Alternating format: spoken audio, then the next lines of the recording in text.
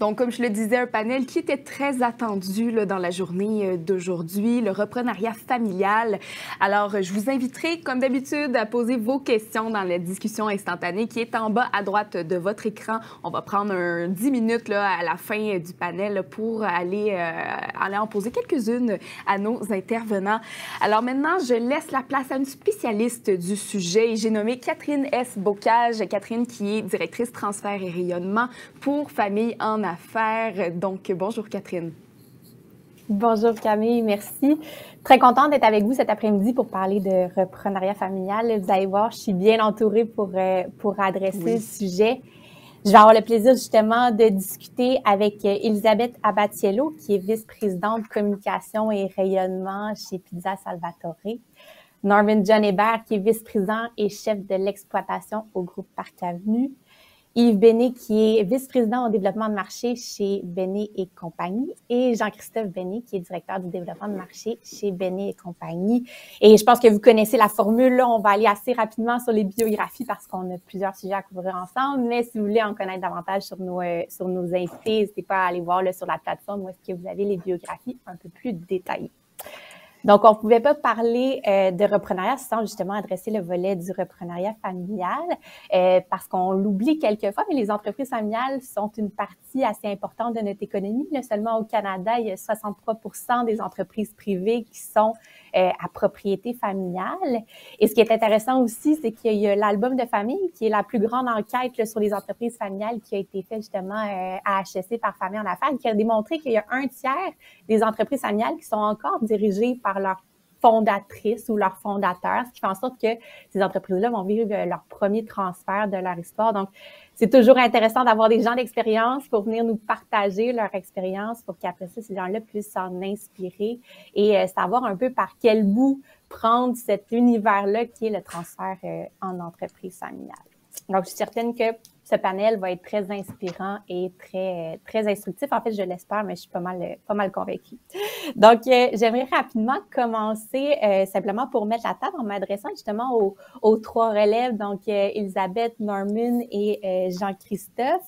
Je serais curieuse de savoir, est-ce que vous avez toujours eu l'objectif de reprendre l'entreprise? Puis sinon, à quel moment cette idée-là est arrivée? Puis je peux peut-être commencer là, avec Elisabeth. Pour notre part, la troisième génération, on est 5 enfants. Je pense qu'on a toujours su, mais on le réalisait peut-être pas là, que notre objectif était d'acquérir l'entreprise familiale. On a commencé les 5 très jeunes dans l'entreprise, mais à ce moment-là, notre quotidien était de faire des pizzas, de les livrer, de s'assurer de bien répondre à la clientèle. Donc, notre quotidien était vraiment dans les opérations directes d'un restaurant et non dans la gestion de celui-ci ou même encore de l'entreprise familiale qui, dans notre cas, était le franchiseur. Je crois que l'objectif d'acquérir l'entreprise familiale s'est fait quand on a commencé à prendre des tâches du centre de service, donc du siège social.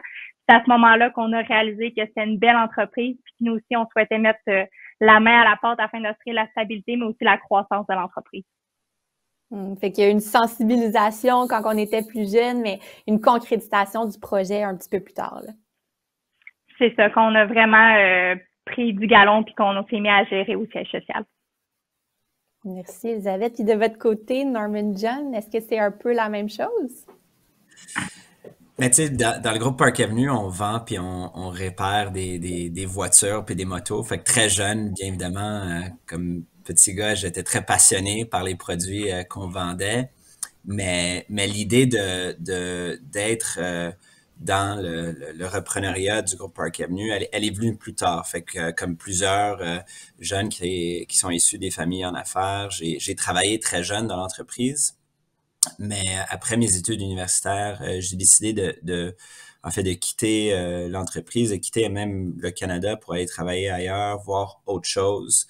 Mais il y avait toujours quelque chose qui me manquait. Je pense peut-être la passion de travailler dans l'entreprise familiale. Fait que il y a à peu près 6-7 ans, je suis revenu et on a commencé tranquillement le processus dans lequel on est aujourd'hui de la transition. Excellent, merci. Et de votre côté, Jean-Christophe? Similaire un petit peu à Norman qui m'a précédé. Il a fallu que je quitte l'entreprise familiale pour me rendre compte un petit peu de la valeur de celle-ci, puis le potentiel qu'elle avait finalement. Donc, en quittant l'entreprise pendant près de 5 ans après mes études, c'est là que j'ai pu vraiment me détacher, puis voir comme, OK, ça, c'est Ben et compagnie, puis qu'est-ce que moi, je pourrais apporter à l'entreprise. Donc, je pense que ça a été la bonne façon de revenir en me détachant, en ayant un point de vue externe et en revenant avec une vision puis un bagage finalement je pense qui était meilleur que si j'étais resté à l'interne. Donc, après 8 ans d'opération en restaurant, un petit peu comme Elisabeth disait, j'ai fait du poulet assez pour dire comme c'est pas ça que je veux faire toute ma vie. Donc, je vais aller voir ailleurs, puis je vais revenir avec une autre vision finalement. Donc, ça a été un petit peu mon parcours. Donc, Jean-Christophe, la vision de revenir dans l'entreprise familiale, elle était quand même là. On allait ailleurs pour apprendre, mais on avait l'objectif de revenir. Ben oui, c'est que, tu sais, je pense que quand tu nais dans une entreprise familiale, tu ne peux pas ne pas avoir l'objectif de reprendre. C'est dans toi, en fait. Je faisais des commandes, j'avais 7 ans. C'était comme un peu traditionnel dans notre famille de s'impliquer très jeune. Mais bon, de le reprendre puis de le considérer sérieusement, de dire je vais reprendre l'entreprise, ça a toujours été en arrière-plan. Mais le fait de me détacher, comme tu l'as mentionné, c'est là que ça a vraiment fait comme OK, là, je peux vraiment entamer les démarches plus sérieusement. Je suis prêt, je suis assez mature pour le faire, puis je le fais en pleine connaissance de cause plutôt que d'être juste vraiment tout le temps dedans, puis un jour me rendre compte que OK, là, on le fait. Là. Donc, ça a été bénéfique, effectivement, de le voir d'un autre point de vue. C'est intéressant, toute cette discussion-là autour de l'expérience externe à l'entreprise familiale, parce que pour beaucoup de familles en affaires, cette acquisition d'expérience qui est autre que celle dans l'entreprise est un élément là, important. Norman Jum et Jean-Christophe, vous l'avez énoncé, vous l'avez fait. Je serais curieuse, Elisabeth, de ton côté, est-ce que ça s'est passé comme ça ou depuis toujours, là, tes expériences sont vraiment au niveau là, de l'entreprise familiale? Oui, pour moi et pour aussi mes 4 frères et sœurs, on a toujours été dans l'entreprise familiale. Je me rappelle quand on était tout jeunes, on voyait nos grands-parents, nos parents se consacrer à l'entreprise familiale. Donc, pour nous, nos premiers travails, un peu comme Norman et Jean-Christophe, c'était vraiment de travailler dans les opérations. Et je pense que la transition vers la gestion de l'entreprise s'est faite tellement naturellement. Pour mes 3 frères, c'était au début de l'âge adulte. Ils ont chacun acquis une franchise Salvatore vers 18, 19 et 20 ans, donc ça s'est fait très tôt. Pour ma sœur et moi, là, c'était dans le cadre de nos études, il fallait faire un stage en entreprise, donc les deux, à différentes années, on a fait un stage dans l'entreprise familiale et finalement, on n'est jamais reparti, on est toujours resté là. Donc, je pense que la transition entre notre jeunesse, les opérations et la gestion de l'entreprise s'est faite tellement naturellement et progressivement qu'on n'a pas pensé puis on n'a pas eu l'occasion là, d'aller travailler ailleurs. Super. Fait que s'il y en a qui sont connectés aujourd'hui, qui espéraient avoir une recette toute bien faite de comment bien faire son transfert, bien, on a la preuve à la deuxième question qu'il y a autant de façons de faire. Il n'y en a pas une qui est meilleure que l'autre. Donc, c'est super intéressant. Mais Norman Jum, vous l'avez fait justement le saut à l'extérieur de l'entreprise familiale. Qu'est-ce que ça vous a amené en tant que repreneur? Ça a été quoi l'apport de cette expérience-là? Je pense, Catherine, un des défis d'être dans une entreprise familiale, c'est d'avoir l'heure juste des gens avec qui on travaille. Bien évidemment, on veut toujours faire de notre meilleur, mais quand on est la fille d'eux ou le fils d'eux dans une entreprise, souvent c'est plus facile que pour les gens autour de nous de dire bravo versus dire mais t'as pas fait une bonne job. Fait que c'est pas toujours le cas, mais je pense que c'est assez standard pour les repreneurs familiales. Fait que pour moi, je pense, travailler à l'extérieur, c'était pour moi deux choses. Un, j'ai acquis des outils que je pense pas que j'aurais eu nécessairement si j'aurais resté tout simplement dans notre entreprise familiale. Des outils qui m'ont servi en revenant. Puis la deuxième chose, c'est j'ai appris à pas à vraiment recevoir du vrai feedback j'essaie de dire ça avec beaucoup d'humilité. J'ai vraiment fait plein d'erreurs et les gens avaient vraiment pas peur de me le dire. Et de ça, j'ai beaucoup appris. Et ça m'a beaucoup servi aussi quand j'ai fait le saut pour revenir. Merci. Puis de votre côté, Yves, qui est aussi là de l'entreprise Béné et compagnie, vous êtes membre de la 2e génération, fait que vous avez vécu la relève, mais là, vous vous apprêtez à transférer les rênes à la 3e génération. Je serais curieuse de savoir, vous, c'est quoi votre vision par rapport justement à cette idée-là de devoir faire ou non un tour à l'extérieur de l'entreprise familiale avant d'y revenir? Bien, comme plusieurs entreprises familiales, on s'est posé la question, est-ce qu'on devrait imposer un stage, est-ce qu'on devrait imposer une expérience de travail à nos enfants avant de leur laisser la relève? Parce qu'aussi, ça peut fonctionner dans certaines entreprises que je connais, entre autres familiales, là où ils l'ont imposé. Mais en même temps, on n'était pas prêt à faire ça parce que l'imposer, c'était comme aussi exiger de quelqu'un qui a une passion, qui travaille dans l'entreprise depuis qu'il a 12-13 ans, comme disait tout à l'heure Jean-Christophe, de décrocher de cette passion-là, puis de les envoyer à quelque part où peut-être qu'ils auraient eu à se redéfinir alors qu'ils savent très bien qu'ils sont sur leur X à tel endroit dans notre entreprise. Donc, moi, j'ai toujours voulu préconiser que l'expérience à l'extérieur était avantageuse, mais dans plusieurs cas, et puis on peut le dire, là, on est une entreprise extra-familiale avec 34 membres de la famille Béné qui travaillent à l'intérieur. On a quand même plusieurs neveux et nièces qui ont trouvé leur place tout en étant continuellement au service de l'entreprise, soit parce qu'ils travaillent les fins de semaine dans la restauration, c'était très possible l'été et les fins de semaine, et soit aussi parce qu'ils ont suivi des cours de gestion et puis ils ont mis tout de suite à profit pendant la fin de leurs études ce qu'ils apprenaient, puis ce qu'ils voulaient faire de leur carrière. Fait que chez Béné et compagnie, les deux sont possibles. Il n'y a pas une règle claire d'aller à l'extérieur absolument. Effectivement, il n'y a pas de règle claire ou imposée. Et puis, justement, là, ces temps-ci, il y en a des jeunes de la relève là, qui décident de partir, ou il y en a d'autres aussi qui entrent et puis qui rentrent sérieusement dans le reprenariat. Super, donc ça va être une histoire à suivre.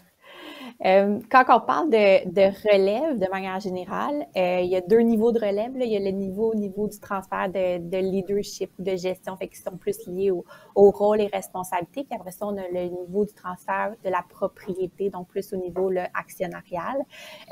Dans vos 3 cas, le transfert de la direction est bien entamé. J'aimerais ça que vous me parliez un petit peu de comment ça s'est passé pour qu'on puisse concrètement peut-être comprendre le processus qui a été réalisé dans chacune de vos entreprises. Puis je passerai là, la parole à Elisabeth.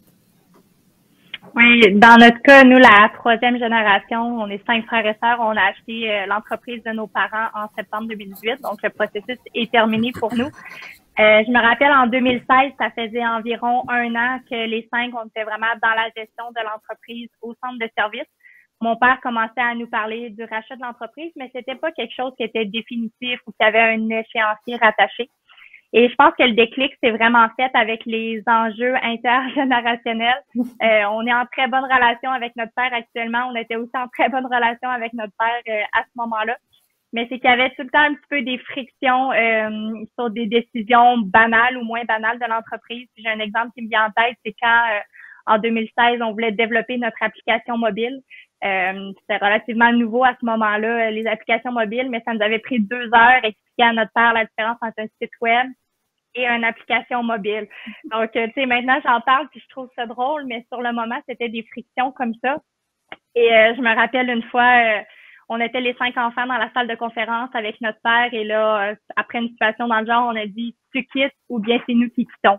Puis là, maintenant, j'y repense puis je me dis « mon Dieu, mais ça, c'était pas correct de dire ça », mais tout le monde, c'était vraiment dans le bénéfique pour l'entreprise d'agir comme ça. Puis c'est après ce moment-là que vraiment là, le rachat de l'entreprise a été mis en fonction, que les discussions sont allées de l'avant puis que ça s'est passé. Donc, nous, en septembre 2018, c'est à ce moment-là qu'on a vraiment racheté l'entreprise, que la transaction s'est faite. Et à ce moment-là, nous, les 5 enfants, on est habitués d'être chapeautés par notre père en haut de nous. Donc, quand notre père n'est plus là, je me rappelle, notre structure d'entreprise était vraiment pas optimale. C'était, je prends un dossier, tu fais ça, puis lui fait ça. Puis tout le monde touchait un peu à toutes les sphères de l'entreprise. Puis c'était correct, mais c'était vraiment pas optimal. Mais ça a pris quelques semaines, voire mois. Puis après ça, tout s'est placé selon nos centres d'intérêt, nos compétences. Chacun s'est mis à un département qui lui convenait. Puis ça a été bénéfique pour la structure de l'entreprise de passer par là pour après partir sur des bases plus solides. Mm-hmm. Puis avec 5 relèves qui montent un peu la porte ou qui suggèrent au père de quitter, là, ça a été quoi la transition de son rôle? De quelle façon il a trouvé sa place dans cette nouvelle réalité-là? Puis tu sais, c'est vraiment ça qui s'est passé, mais on a des très bonnes relations avec nos 2 parents, ça va super bien, mais je pense que mon père, quand il avait définitivement vendu en septembre 2018, des fois, il dit à telle période, on a une réunion, les 5 ensemble, les actionnaires, puis il vient toujours ouvrir la porte, puis mettre son nez, puis il aime ça nous conseiller, puis c'est sûr que c'est un bon mentor pour nous, mais il est vraiment exclu des discussions courantes, si je peux dire. OK. Fait que les principaux défis, ça a été vraiment l'alignement des visions des 2 générations qui, à un moment donné, a fait en sorte que ça a été un peu l'élément déclencheur. Puis après ça, je sais qu'il y a déjà eu des panels sur le reprenariat en équipe, mais en effet, toute la séparation des rôles et responsabilités, des fois, juste à 2, c'est complexe. Et là, à 5, je peux imaginer que ça a été un beau casse-tête. Ça a bien été. On est chanceux. Et de votre côté, Norman Jen, comment ça s'est passé? Est-ce qu'il y a eu des défis particuliers? Contrairement à Elisabeth, je suis seul dans l'entreprise familiale. J'ai une sœur, mais elle a décidé que sa vie était non seulement pas dans l'entreprise familiale, mais pas au Québec. Mais la question de la relève, c'est quelque chose qu'on travaille comme famille depuis plusieurs années. Aujourd'hui, j'ai 34 ans, mais quand j'avais 16 ans, mon père, qui est notre président, a mis sur pied un conseil de famille dans laquelle il y avait moi, ma sœur, ma mère, mon père et une ressource externe, fait qu'une modératrice, une coach, qui n'était pas nécessairement spécialisée dans le reprenariat, mais c'était un coach d'affaires avec qui on s'entendait très bien. Et ce que le conseil de famille nous a permis de faire, c'était de surtout communiquer pendant plusieurs années. J'avais très jeune, 16 ans, tu sais, j'étais pas prêt à rentrer dans une business, ma sœur non plus, on a à peu près le même âge, mais de communiquer, de comprendre c'était quoi l'entreprise, c'était quoi le rôle de mon père comme président, comme propriétaire. Et ça, c'est dans en fait ce forum-là où est-ce qu'on a pris la décision que j'allais rentrer dans la business et où est-ce que ma sœur a pris la décision puis elle a communiqué clairement que pour elle rentrerait pas dans les opérations de la business. Fait que, et on s'est donné dans notre conseil de famille, tu sais, une série de principes, en fait, qui venaient de mon père. Si on voulait rentrer ou on voulait pas rentrer. Pour lui, c'est important qu'il y a pas de surprise parce que de rentrer du jour au lendemain, ça se fait pas, ça se planifie. Ça, c'était la première chose. Puis si on décidait qu'on voulait pas ou plus être dans la business, mais c'est aussi important qu'on le communique en amont, qu'on lui laisse pas nécessairement tomber.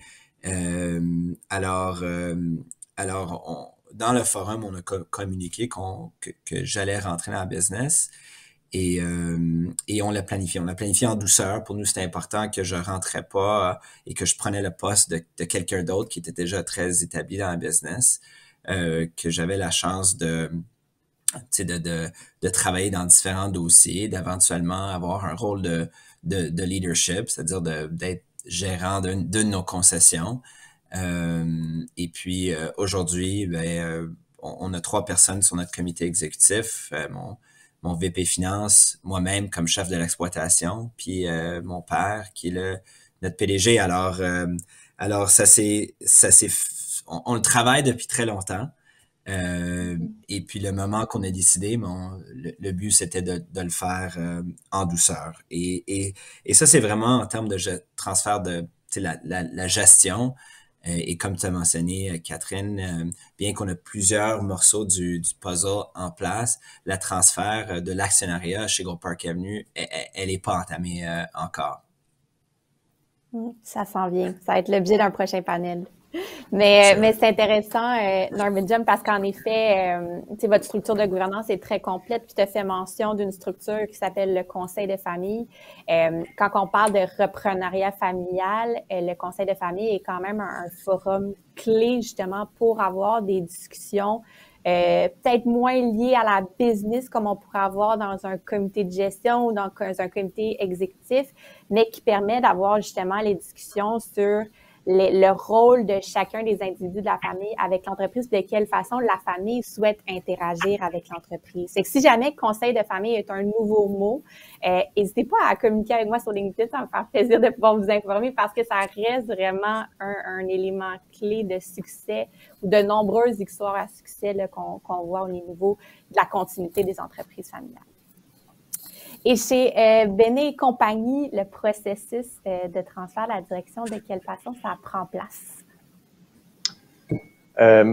Écoute, Catherine, j'aimerais ça dire que c'est simple. Puis je suis un petit peu jaloux les autres membres du panel qui sont seulement que 5 ou seuls. Nous, on est 34, donc c'est un petit peu plus complexe. C'est cela aussi sur 2 générations, là, donc c'est un peu plus difficile, mais bon. Pour ma part, là, moi et mes frères et sœurs, j'ai 6 frères et sœurs. Les 4 plus vieux dont je fais partie, on est impliqués actuellement. On a tous passé à travers des postes, donc vraiment de la base en restaurant. Moi, je suis celui qui a travaillé le moins en restaurant. J'ai fait 8 ans. Les autres ont fait au moins 10, 12 ans même. Donc, on est les 4 actuellement sur le comité de direction qui est supervisé par le comité d'actionnaires dont Yves fait partie. Donc, on peut dire que le transfert des responsabilités est bien entamé chez nous. Chacun de nous, avec notre expérience finalement, puis nos intérêts et nos habiletés et connaissances, ben on a un peu tout trouvé notre place sur ce comité-là. Ça, il n'y a pas de recette miracle pour dire comment je fais pour m'assurer que mes enfants aient tel intérêt puis qu'ils finissent par être VP marketing, approvisionnement, développement. Je pense qu'il y a un peu de chance là-dedans quand même. Donc, de notre côté, moi, je suis au développement, Elisabeth qui est VP marketing, Marc-Antoine aux achats, puis Jérôme qui est aux opérations. Chacun, on a tombé un peu dans une chaise qui nous plaît, qui nous permet de nous développer et qu'on aime. Puis chacun de gérer un petit peu notre portion de l'entreprise. Donc, ça s'est fait sans conseil de famille, comme Norm vient de parler. Des conseils de famille, chez nous, ça se fait probablement tous les dimanches quand on soupe ensemble puis qu'on parle de business, on parle de tout et de rien. Là. Donc, c'est un petit peu ça. C'est moins formel peut-être que les autres types de reprenariat, mais c'est encore là, l'entreprise est tellement vaste au niveau des gens qui peuvent participer dans la famille directement. Chacun, on a un peu des défis. Là. Donc, Yves aussi a ses enfants. C'est quand même... c'est une grosse patente, comme on dit en bon français. Oui, c'est intéressant. Vous avez la complexité des différentes branches familiales. C'est là, on rentre dans des consortiums de cousins. On n'est plus nécessairement entre frères et sœurs, un peu comme le cas d'Elisabeth. Donc, c'est certain que là, le niveau de complexité, les défis sont différents. Il faut dire que, j'ai parlé un petit peu plus tôt du comité d'actionnaires puis le comité de direction. Ce que je trouve très intéressant, c'est que les 4 membres du CA et les 8 membres du comité de direction, donc le CA ont beaucoup d'expérience. Ils ont 40 ans de travail, autant en opération qu'en gestion puis en direction. Nous, on est plus jeunes, on apporte un côté peut-être plus innovant et eux sont plus du côté traditionnel. Puis on est capable d'agencer avec un dialogue constant ces 2 variables-là. Puis je pense que c'est ce qui fait que Benet et compagnie est vu comme cool, jeune quand même, mais aussi c'est du comfort food, c'est rassurant comme marque. Donc, en agençant ces deux choses-là, donc je pense qu'il y a quand même énormément de positif à avoir 2 générations qui travaillent conjointement au sein d'une même entreprise. Je dirais que c'est plus que positif, c'est quasiment ce qui fait la force souvent de cette période-là là, qu'on appelle la gestion multigénérationnelle, quand on est capable de bien la gérer, puis utiliser les forces des deux générations, fait que l'expérience, la connaissance de nos entrepreneurs relayeurs, puis de l'autre côté, ben, on a les yeux nouveaux, le désir d'innover, le désir de prendre des risques de la nouvelle génération. Ça donne souvent des résultats qui sont super intéressants. Norman Jen, vous mentionnez souvent, puis vous l'avez mentionné là, tout à l'heure, que c'était important pour vous et votre famille que quand vous alliez revenir dans l'entreprise, vous ne preniez pas la place de personne d'autre. Comment ça s'est passé, justement, parce que c'est beau à dire, mais là, concrètement, faut le faire. Comment ça s'est passé? Ben, ça s'est passé avec un peu de chance également. Je pense que c'est un thème de la journée également, parce qu'on peut peut-être planifier, mais ça prend un peu de chance. On avait des projets, en fait, mon père avait des projets qui voulaient démarrer, des nouvelles business, la digitalisation, un virage numérique, puis il savait pas trop comment s'y prendre ou qui dans son organisation pourrait l'idée, ces projets-là. Alors, il s'est retourné vers moi. J'étais consultant dans mon ancien emploi. Il m'a dit, ben, comment je fais pour embaucher un consultant pour m'aider dans le développement de ces projets-là? Et le timing faisait en sorte que moi, je commençais à être prêt de faire mon saut, mon pivot. Et pour lui, il y avait des projets. Fait que ça faisait en sorte que je pouvais rentrer dans quelque chose de nouveau. Le défi avec ça, c'est, à un moment donné, faut avoir de la responsabilité en tant que repreneur. Il ne faut pas juste être dans un projet ou être un peu seul dans un coin que personne ne sait ce qu'on fait. Alors, de passer des projets rapidement à soit être en charge d'une business, propriétaire d'un P&L ou quelque chose comme ça, ça faisait partie de notre vision. Mais c'est sûr, d'arriver tout de suite à ça, j'aurais probablement bousculé du monde, des choses. Alors, ça a bien donné. Mais assez rapidement, de passer vers l'étape de vraiment avoir du ownership sur un dossier important avec une bonne visibilité dans l'entreprise, ça faisait aussi partie du plan. Parfait. De votre côté, Yves, c'est intéressant parce que vous êtes dans la chaise du relayeur. C'est quoi votre vision justement par rapport à comment un membre de la nouvelle génération doit faire sa place à l'intérieur de l'entreprise? Ben, moi, je pense que c'est important que les jeunes qui entrent puis qui veulent reprendre l'entreprise aient eu des expériences, même des expériences au plancher, là, je dirais, pour savoir de quoi ils parlent quand ils prennent des grandes décisions, quand ils sont en haut, qui connaissent bien les rouages de l'entreprise. Puis c'est un petit peu le cas chez nous parce que, bon, comme Jean-Christophe le disait, tous mes neveux, mes nièces, mes enfants, les enfants de mes cousins, cousines ont été élevés dans la sauce barbecue, comme on peut le dire. Et puis, ils ont cet ADN-là. Si après, ils font des études, puis si après, ils grandissent dans l'entreprise, je pense que les portes sont beaucoup plus grandes ouvertes pour eux de monter dans la hiérarchie ou de monter en responsabilité parce qu'ils connaissent vraiment les rouages de nos opérations et puis qu'ils vont sans doute prendre les bonnes décisions. Ils connaissent les besoins des clients, ils connaissent aussi les fournisseurs. Donc, tout ça est d'un naturel après avoir comme débuté dans l'entreprise assez jeune, on va dire. Mm-hmm. Fait que l'importance de comprendre un peu le back-office de l'entreprise dans son ensemble avant de se lancer dans le processus. Oui, je verrais mal, en fait, quelqu'un qui vient ici dans l'entreprise prendre des décisions et donner des directives alors qu'il ne connaît pas tellement notre métier ou en fait la base de ce qu'on fait, pourquoi on réussit en affaires. Merci. Je vois le temps avancer, puis j'aimerais ça nous garder du temps pour les questions du public. Fait que j'aimerais ça parler un petit peu d'accompagnement parce qu'il y a beaucoup d'entreprises familiales qui vont chercher justement de l'accompagnement quand vient le temps de planifier son transfert. J'aimerais ça vous entendre sur votre vision par rapport à l'accompagnement. Est-ce que c'est quelque chose auquel vous avez eu recours Puis comment vous voyez justement le rôle d'un accompagnateur dans ce type de processus-là? Elisabeth, je pourrais te laisser commencer.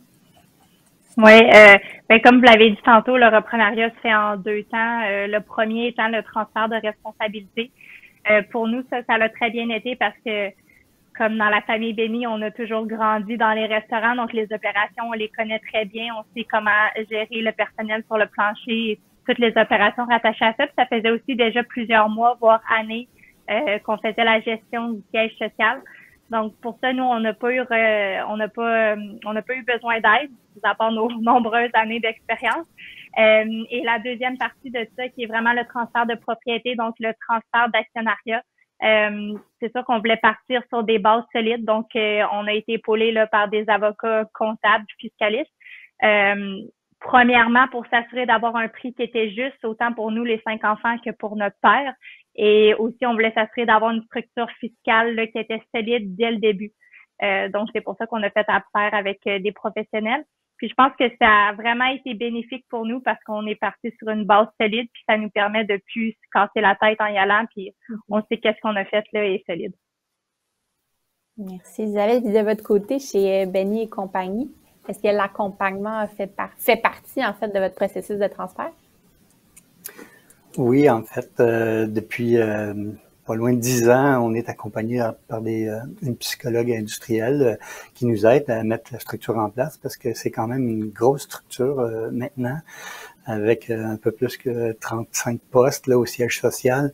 Et chacun de nos enfants passe à travers cette espèce d'analyse-là pour découvrir ses forces, puis qu'on soit sûr que lorsqu'on offre un poste ou une promotion ou un poste de direction à un de nos enfants, qu'il soit sur son X et puis qu'il ait toutes les chances de compétences de réussite. Donc ça, c'est important. Et puis, bien entendu, les avocats et les fiscalistes, parce que le reprenariat, c'est aussi une question de fiscalité, une question de droit aussi. Donc, c'est très important d'être bien accompagné à ce niveau-là.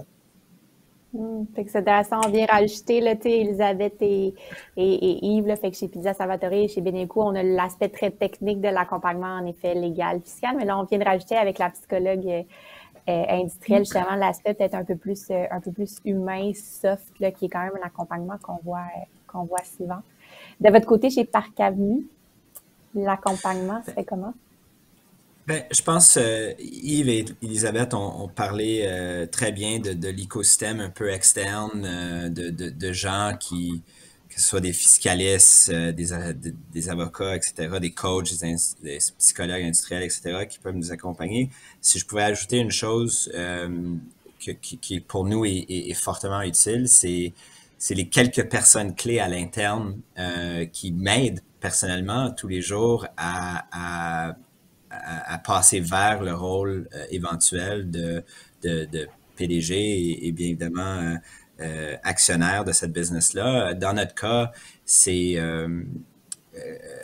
quand le vice-président, chef des finances, qui était avec mon père depuis le début, a pris sa retraite, notre choix pour le prochain chef des finances en groupe Park Avenue était assez important et un choix judicieux parce que c'est la personne qui va non seulement accompagner mon père day-to-day dans les opérations, mais aussi va être mon partenaire d'affaires et va mettre en place plusieurs des actions pour la transition. Fait que dans mon cas, notre VP Finance, notre CFO, c'est vraiment une personne clé qui fait avancer le transfert et sûrement dans toutes sortes d'entreprises, il y a ces gens-là à l'interne qui supportent le repreneur sont excessivement importants également. C'est intéressant. Fait qu'on touche autant le volet technique, l'aspect plus humain, mais là, on vient aborder le fait que même à l'intérieur, il peut y avoir des mentors, des coachs qui sont des employés clés qui peuvent accompagner le repreneur pour pas que ce soit nécessairement le parent ou le membre de la famille là, de qui on relève, qui justement fasse ce coaching-là. Avant de passer aux questions du public, j'en ai quelques-unes. J'aimerais ça peut-être que vous donniez vos meilleurs conseils aux gens qui sont avec nous, qui sont connectés avec nous. Fait que selon vous, c'est de votre point de vue, si que quelqu'un se lance, autant d'un point de vue relève que relayeur, qu'est-ce que vous pourriez donner là, comme conseil? Puis je commencerai peut-être par Jean-Christophe. Je ne sais pas si je suis bien placé pour donner des conseils à des gens qui nous écoutent.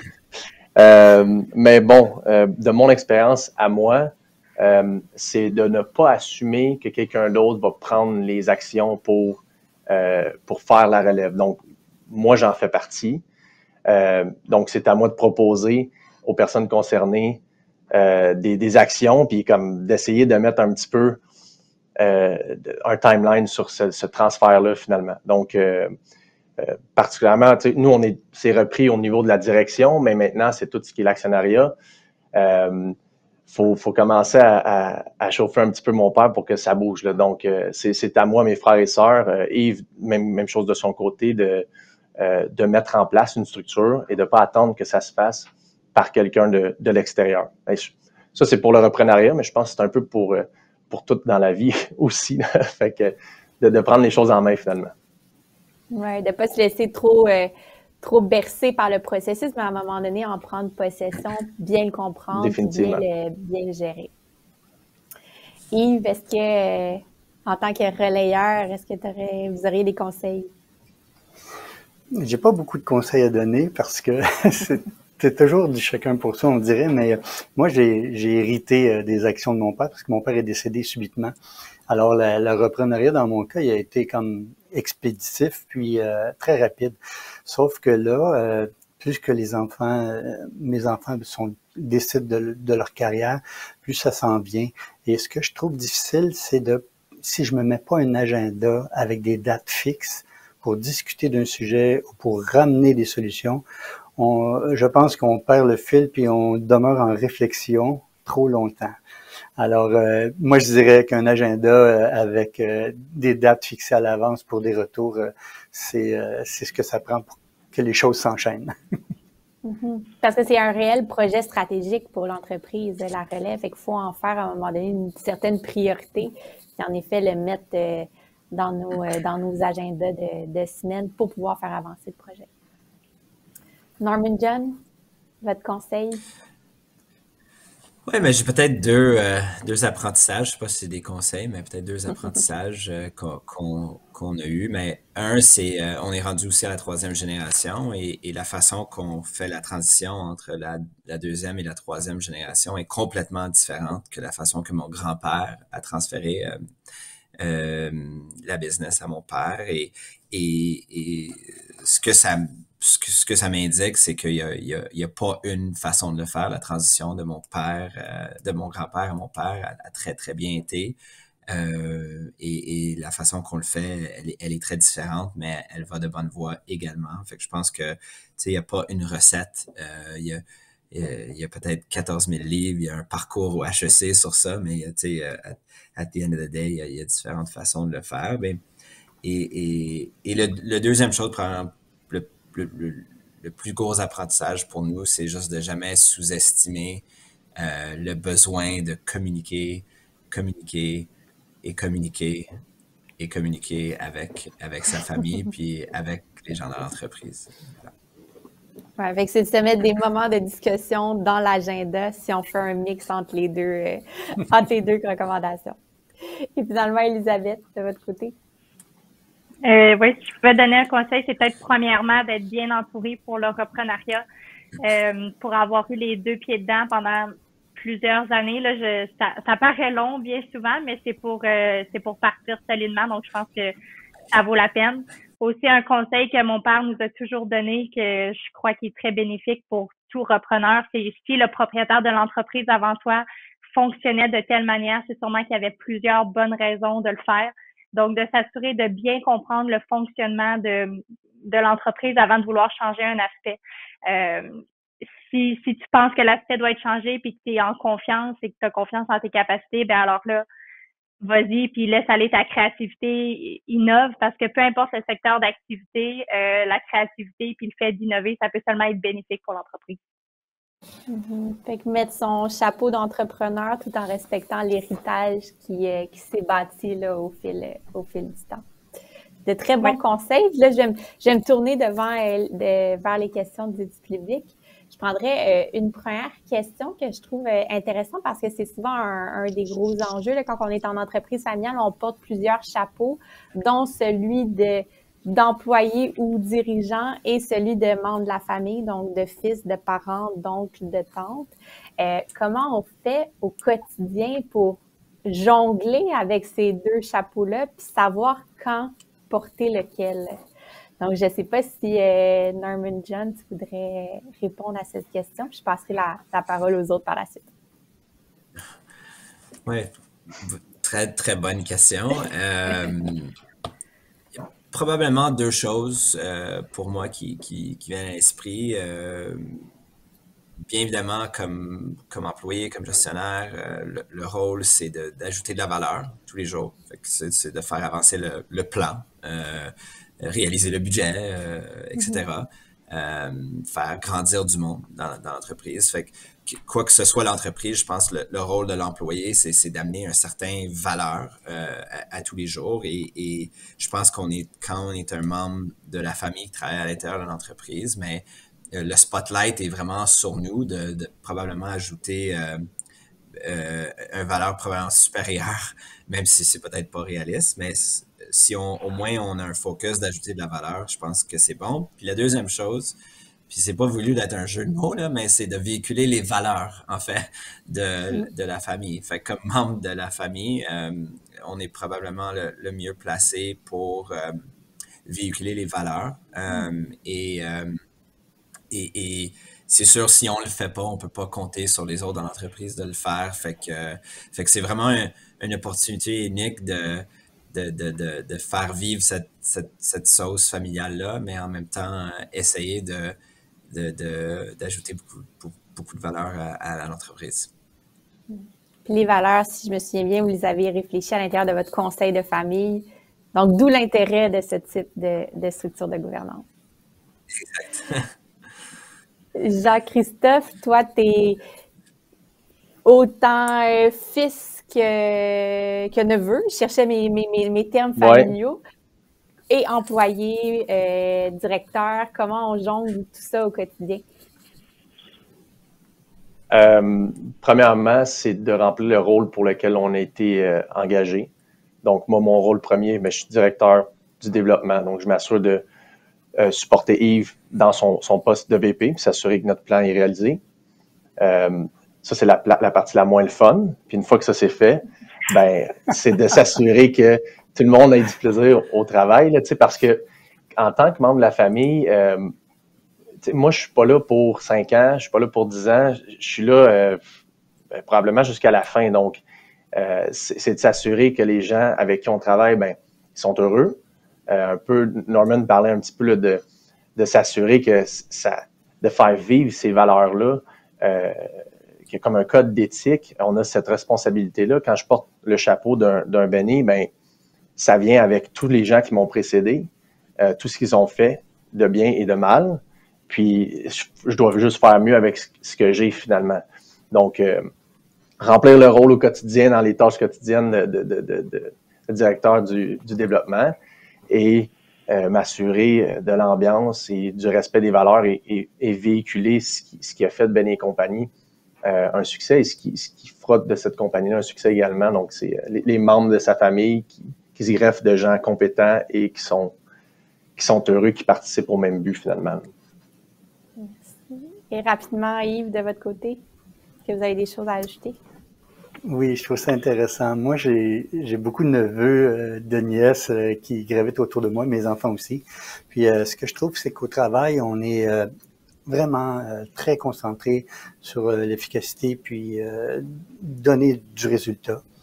Mais on s'oblige aussi, on se donne le privilège d'avoir beaucoup d'activités extra à l'extérieur du bureau, des journées, des parties de pêche, des journées de golf, toutes sortes de trucs qu'on fait ensemble, neveux, nièces, oncles et familiales. Puis on a une fondation aussi qui nous permet aussi de faire beaucoup de rassemblements annuels pour une bonne cause. Donc ça nous permet vraiment des fois d'être un exutoire fantastique parce qu'autour d'un verre au bar, c'est le fun de dire des fois hey, telle affaire, là, je repensais à ça, puis tu avais raison. Puis on dirait que la gêne puis la relation qu'on peut avoir avec nos neveux et nos proches familiaux, elle va disparaître avec l'activité qui est tellement agréable. Donc, ça aide à dénouer des impasses, souvent.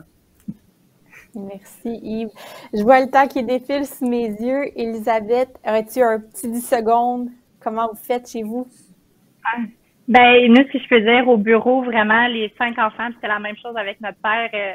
On se traite comme si c'était un autre employé, un autre vice-président. C'est vraiment quand on est au bureau, comme M. Béné l'a dit, on est vraiment axé sur les résultats, sur la proactivité. On a un plan, on a des échéances à respecter. Donc, on performe puis on veut performer. Puis à la maison, je pense on s'entend bien parce qu'à chaque lundi soir, on va souper chez nos parents. On est 27 puis le chapeau de l'entreprise, après ça, c'est le chapeau familial, puis c'est vraiment distinct chez nous. Excellent. Merci à vous quatre pour tout témoignage, autant des conseils, des histoires. Je suis certaine que toutes les personnes qui étaient connectées ont pu en retirer quelque chose. Donc, et à tous les participants, bonne suite de mouvement du reprenariat. Merci Catherine, c'est une superbe conclusion, ma foi, pour un panel très, très, très intéressant. Alors à tous, je vous souhaite une bonne fin d'après-midi et au plaisir de collaborer ensemble sous peu.